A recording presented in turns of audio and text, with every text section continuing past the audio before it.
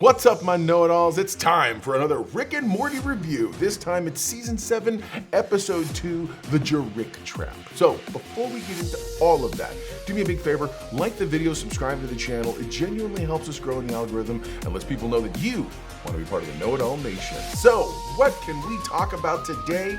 I tell you what, it's a mind-swapping adventure that people are going to be talking about for the ages. It's good old-fashioned Rick and Morty fun, and it all starts right now.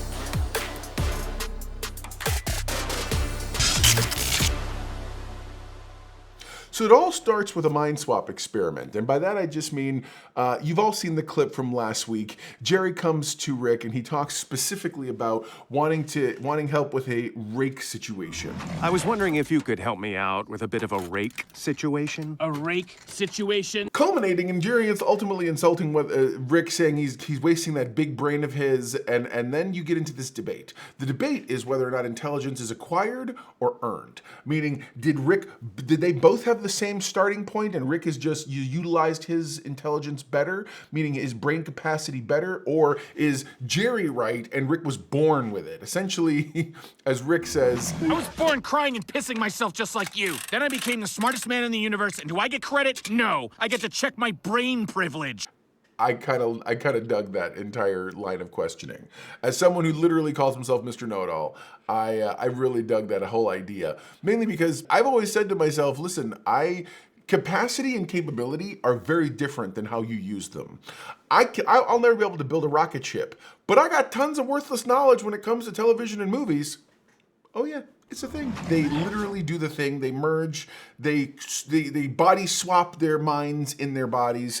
Neither one of them can handle it. Rick immediately has no other choice but to end it all because his existence living as Jerry is just too much for him to handle. So there is triggering stuff if you don't like that kind of thing, so be careful. Then when Jerry tries to wake up, and when he wakes up in Rick's body, he literally can't handle it. And by that I mean every hand gesture or movement either creates a arm pocket that opens up and lasers and stuff pop out, and at one point he accidentally just takes a step and rockets shoot him up into the thing and he flings around. In the end, both Jerry and Rick are both dead, and we haven't even left the cold open. What's left to happen? The house has to fix it. And so when they both wake up after the intro, they are both Rick and Jerry, otherwise known as Jerricky. So Jerricky is literally, both of them are Jerricky, and they're both some version of Rick and Jerry, and it's really interesting, mainly because we've all seen Rick sort of mellow out a little bit, but seeing Jerry be more aggressive was something I didn't know I wanted. What is with my hair? Don't! Leave it! What do you care about hair, nerd? Be quiet for a second. I need to think through all these chunks of moron. And the three of us, myself, Mrs. Know-It-All, Baby Know-It-All, we're sitting here, and at this point, we're all three of us are like, oh yeah, it's unbelievable just how much we were just very engrossed in this concept. So they did a brilliant job, pulling us in. I thought, I was like, okay.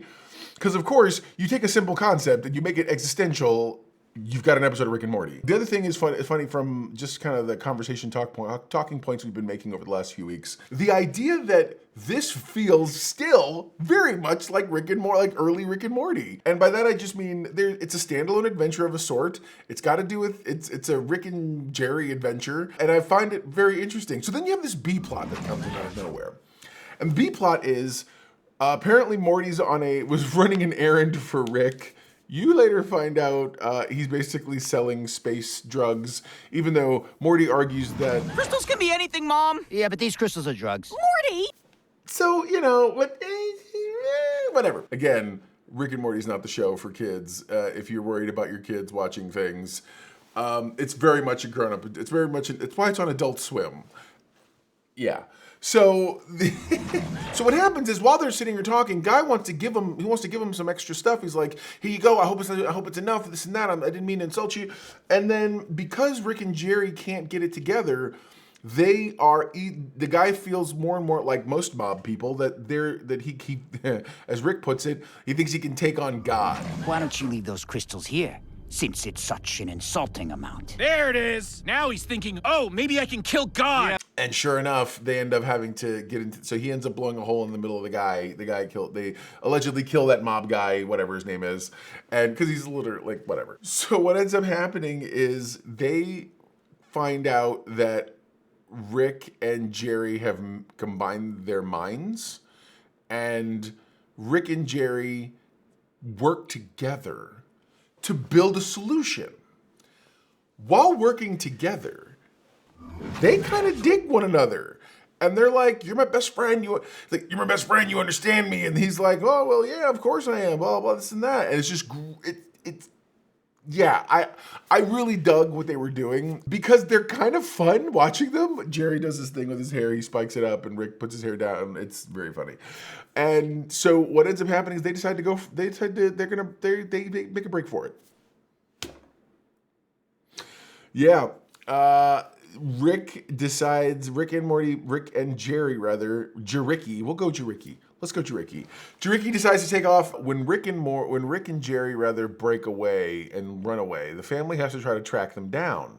Meanwhile, the criminal element guy finds them. Dude abducts the entire family this time. And all because he wants his revenge.